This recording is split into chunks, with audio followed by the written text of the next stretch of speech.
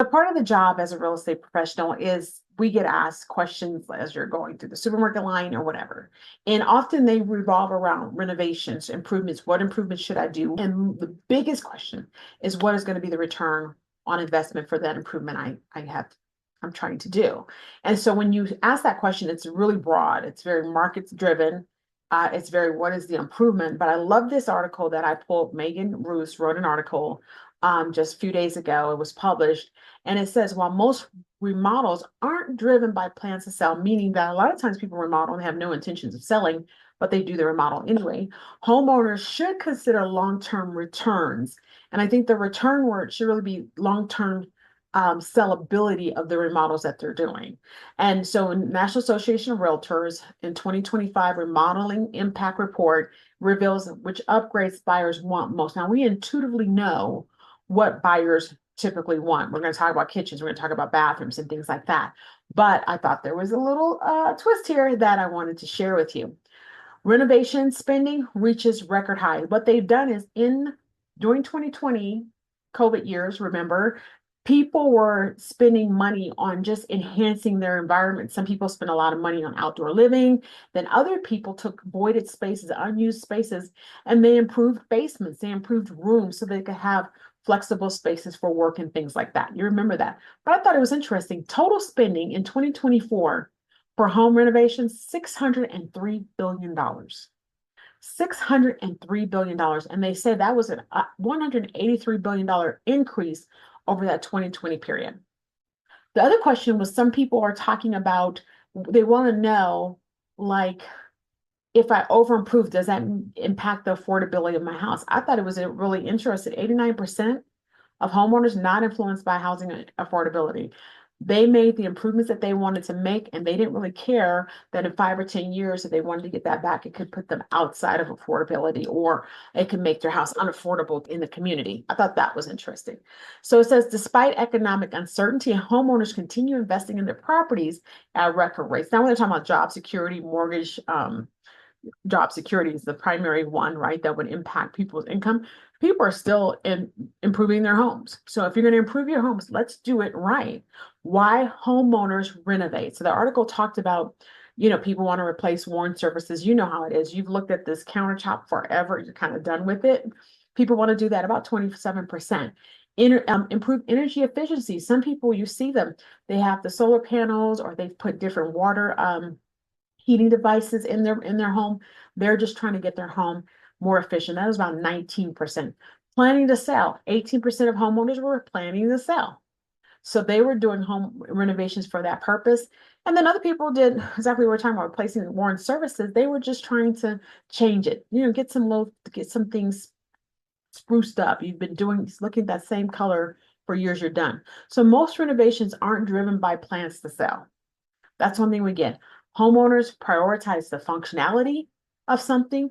They prioritize the aesthetic and the durability. So the person who says, when I'm done with these engineered wood flooring, I'm going to get luxury vinyl flooring because I know it's more durable. So what buyers are looking for? I thought it was pretty interesting. I'm going to lift my screen up here, give you a chance. What buyers are looking for? So when you go up here, you look at 48% of buyers were interested in kitchen upgrades. Keyword here is upgrades. 43% of buyers were looking at a new roof. That's common sense, right? They don't want to get encumbered with the home and then have to worry about the roof. 35% of bathroom renovations were important. Renovations. 32% of buyers were interested in new interior paint. While down here is interesting, 26% of buyers were looking for complete kitchen renovation. I think upgrades are important in terms of stoves. Upgrades are important. Paint, maybe change the backsplash. Definitely change that worn out sink that's all scratched up and scuffed up. Maybe you install the microwave, take it off the counter and put it up somewhere. These are upgrades. The renovations, only 26% of them were interested in that. Now, if you're in a community that has a lot of renovations, you may want to get on board. Agents report kitchen upgrades and new roofing generate the most buyer interest. I would say garage doors. A note for bathroom renovations, simple things, change out the fixtures Maybe if you have an old scuffed up nasty shower door, get rid of that.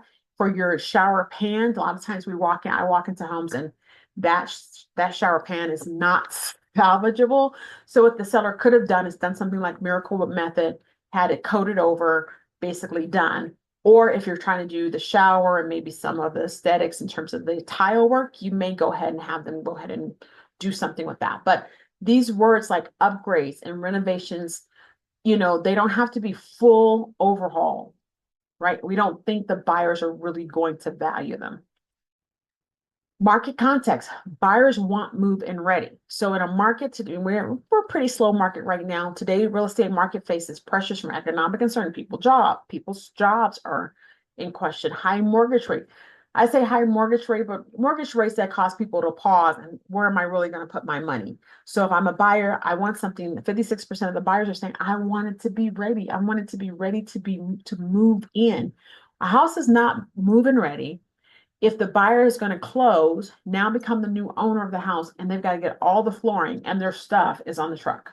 It's like in order to move in, they've got to get all the flooring done because their stuff stays in the truck, or they have to defer the drop of their stuff because there's so many things to do inside. Well, 50% of the buyers are saying they want a home that doesn't need all those repairs. 38% are saying move-in readiness is somewhat important to them when house hunting. But I'll let you know that if a home around the corner is fully ready and it has the same 3 cars, garage, 4 bedrooms, or whatever square footage, people will opt to go that other way, unless there's just something significantly special about your home that would cause them to wait.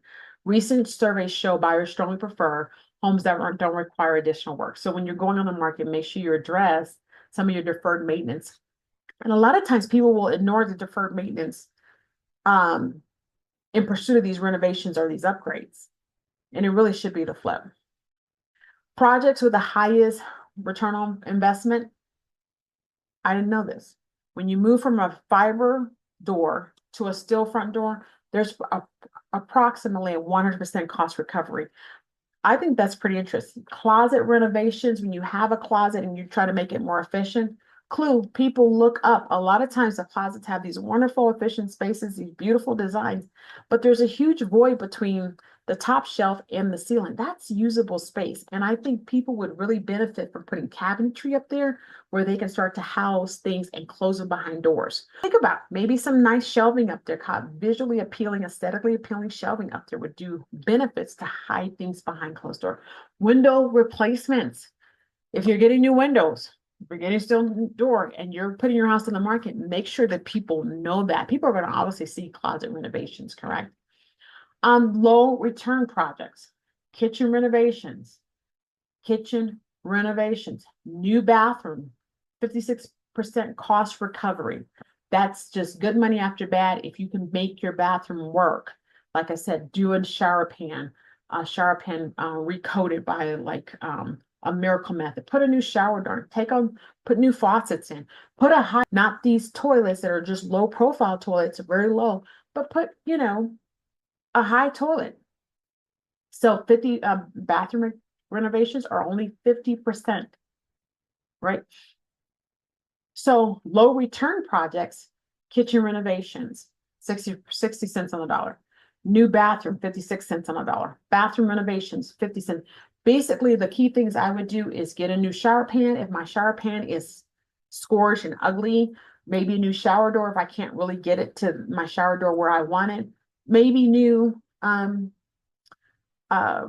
faucets and things like that. And definitely consider the toilet. Just get a toilet that's a nice height, not the old-fashioned toilets, just a nice height. Make sure the toilet ring is gone. So major renovations deliver lower financial return, but often score highest in homeowner satisfaction. Isn't that something? If financial return means for you, you're not going to get your money back, but people do want them. You want them, right? Key takeaways for homeowners: consider long-term value. Most renovations won't deliver 100% return on investment. Some come close, and we talked about the steel door. Focus on buyer priorities. Kitchen upgrades and roofing generate the most buyer interest, but those upgrades don't have to be an overhaul. They don't have to be full. Just kind of consider certain things. Is your backsplash dating the property or dating the kitchen? Your countertops feeling. Are they that material that peels? Change that.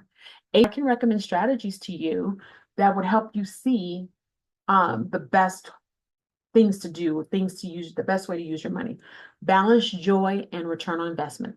Consider both personal satisfaction.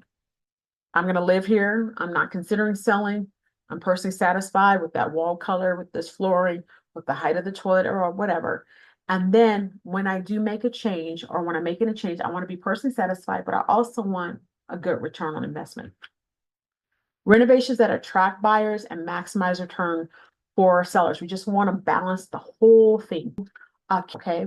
So my name is Reatha Butler, and I am here to help. My name is Reatha Butler. I'm here to help. And more importantly, I'm here to help you real estate confidently in any real estate market.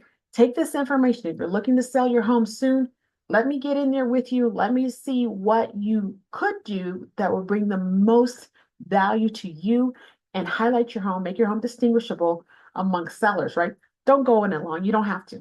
Have a good day. Take care.